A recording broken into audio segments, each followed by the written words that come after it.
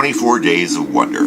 24 stories from my 19 years with Santaland on 34th Street. Story 21. A Little Angel.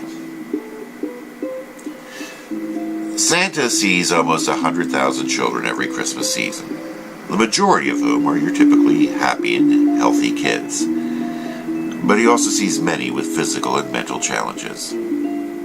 These can be some of Santa's most beautiful visits.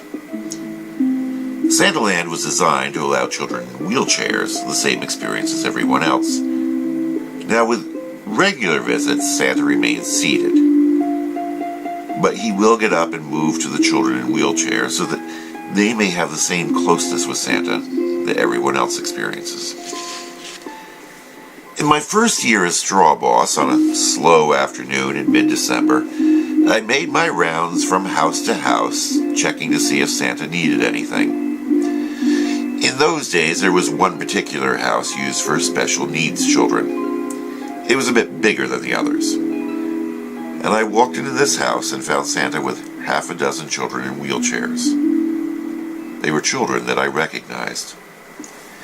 I remembered the group because a year earlier, I had been in the red suit when they visited. And I specifically remembered one blonde little girl with the face of an angel. While the other kids in the group were very animated and vocal, she had sat with her head tilted to one side, her eyes vacantly staring into space, totally oblivious to what was happening around her.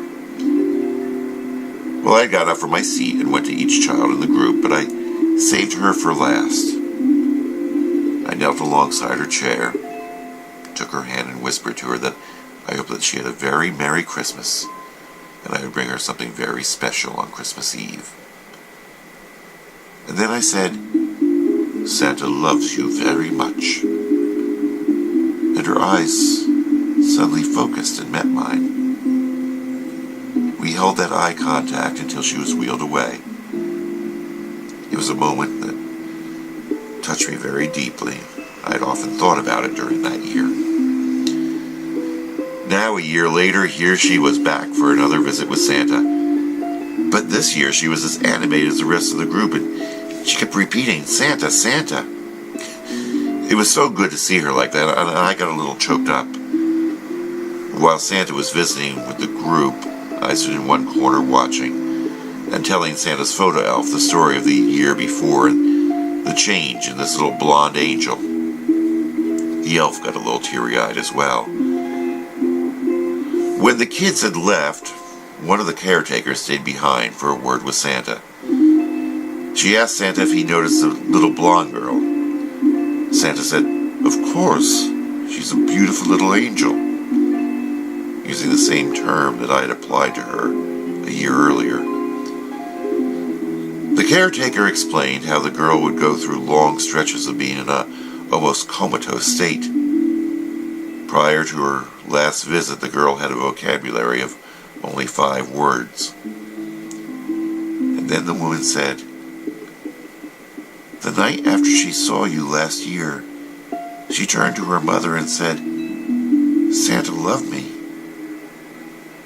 She had never used the word Santa or love before." The woman said the girl was now 6 and had a vocabulary of almost 20 words. For someone with these challenges, this was a major improvement. The semi-comatose episodes were now much less frequent, did not last as long. "We think," she said, "it all has something to do with the fact that you told her that you loved her last year. I just wanted you to know how much what you do can mean." When she left the room, Santa turned and found the elf and I unabashedly weeping in the corner. And he immediately knew why. All he could do was point at me. I nodded.